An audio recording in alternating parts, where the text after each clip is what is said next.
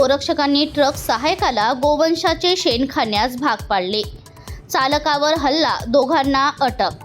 म्हशी घेऊन जाणारे वाहन मुंबई बेंगळुरू महामार्गावर थांबवले.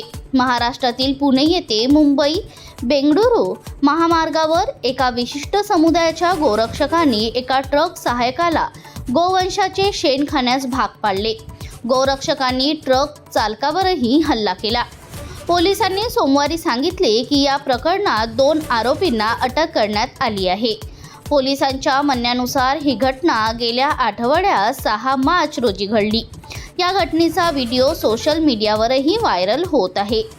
एका पोलीस अधिकाऱ्याने सांगितले की बनावट कागदपत्रांवर मशीनची वाहतूक केल्याचा आरोप करत 3 आरोपींनी ट्रक चालक आणि त्याच्या सहायकावर हल्ला केला.